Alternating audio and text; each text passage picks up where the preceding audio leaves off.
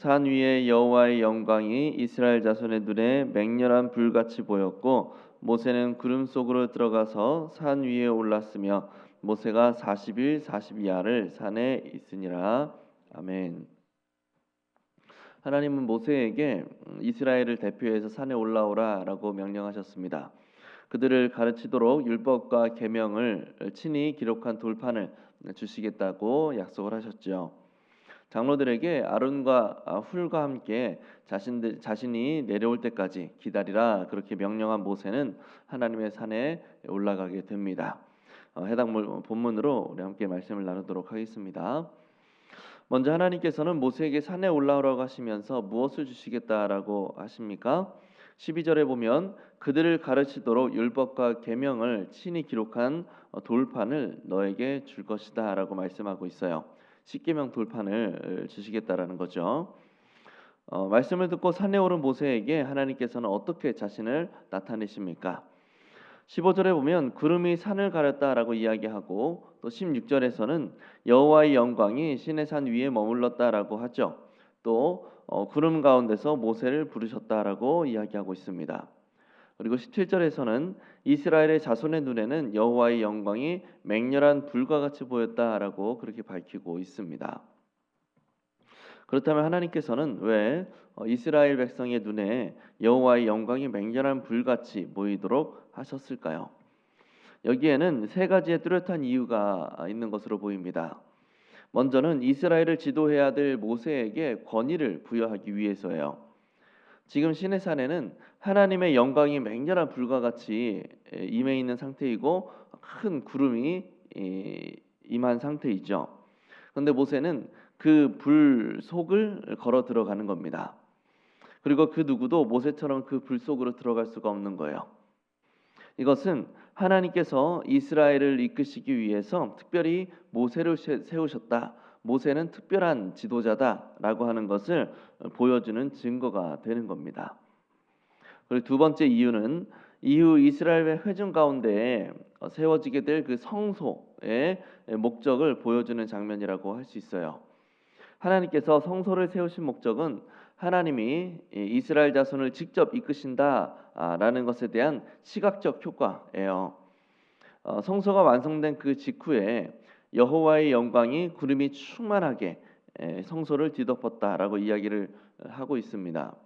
그리고 그러면서 모세조차도 감히 성소로 들어갈 수가 없었다라고 출애굽기 40장에서 이야기를 합니다. 또 여호와의 인도하심의 증거인 구름 기둥과 불 기둥이 늘 그 성소를 중심으로 그들 가운데 머무르므로 그들 모두가 이것을 보았다라고 40장 마지막 절에서 이야기를 해요.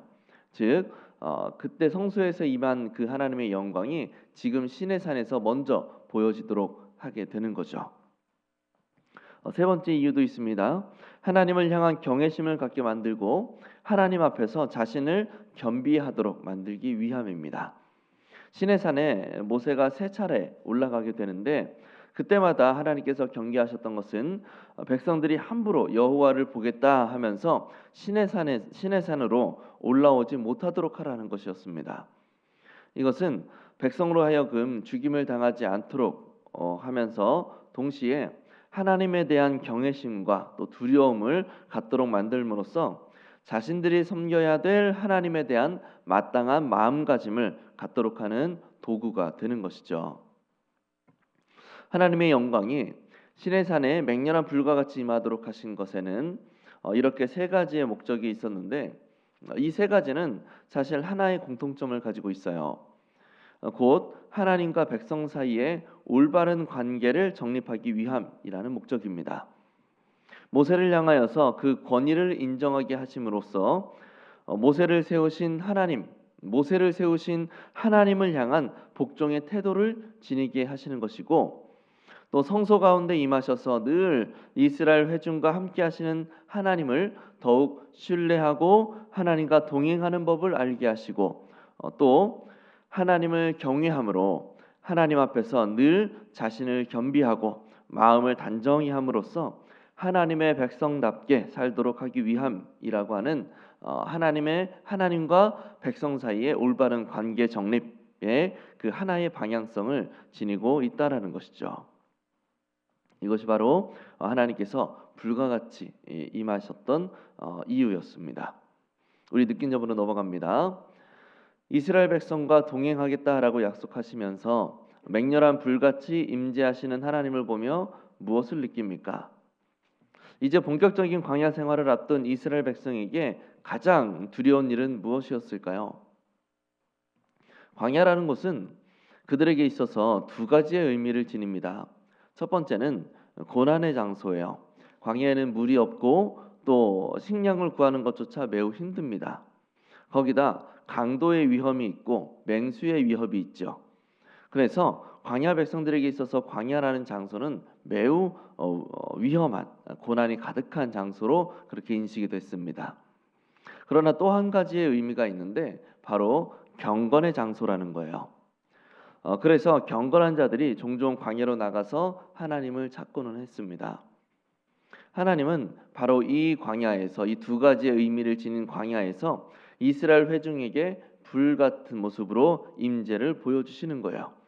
이것은 앞으로의 여정이 많은 고난으로 결코 녹록지 않을 것이지만 너희는 그럼에도 하나님 앞에서 경건하며 거룩한 백성으로서의 모습을 회복해 가야 할 것이라는 메시지를 주고 있는 것이죠.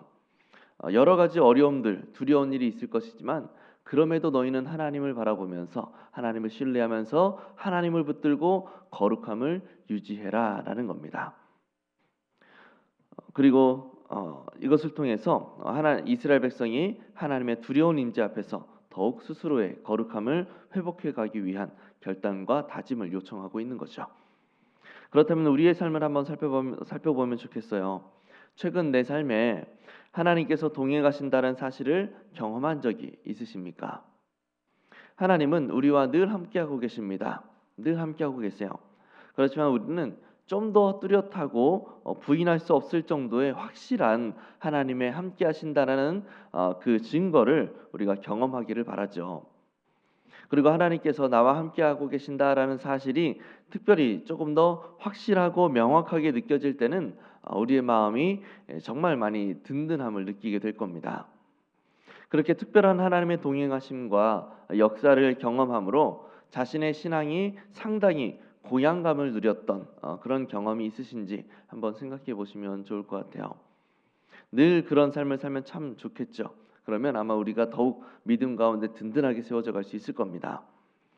이렇게 광야와 같은 삶의 여정 가운데 하나님의 영광이 함께하는 삶, 하나님의 함께하심으로 우리가 더욱 믿음 가운데 든든하게 세워져 가는 삶을 살기 위해서 우리가 무엇을 실천해야 될까요? 조금 더 관점을 바꿔서 실천한다기보다는 우리가 하나님과 동행하는 가운데 우리가 이루어 가야 할 것이 무엇인가라는 것을 생각해 보면 더 좋을 것 같아요. 광야에 두 가지 의미가 있었습니다. 첫 번째는 고난의 장소였고 또 두 번째는 경건의 장소였죠. 고난의 장소에서 하나님이 함께 하실 때 우리가 이루어야 할 것은 무엇인가?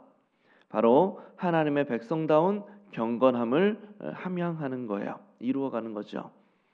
하나님께서 인도하시는 광야의 여정은 결국 하나님의 약속의 땅에 들어가서 하나님의 거룩한 나라를 이루도록 하기 위한 훈련의 장소였습니다. 이것을 위해서 하나님은 광야의 여정 속에서 이스라엘을 계속해서 지도하시고 인도하시는 거예요. 광야와 같은 우리의 삶 속에서도 마찬가지입니다. 우리가 살아가는 모든 곳에서 하나님은 하나님의 백성다운 모습을 회복하도록 하는데 지향점을 두고 우리를 인도하신다라는 거죠. 우리가 이 목적을 기억하면서 나의 삶을 더욱 거룩함으로 채워가야 되는 것입니다. 우리 모두가 하나님의 백성다운 모습을 회복해 갈 수 있기를 바랍니다. 그래서 하나님의 거룩한 나라가 우리가 있는 모든 것들 가운데 아름답게 세워져 갈 수 있게 되기를 예수님의 이름으로 간절히 축복합니다.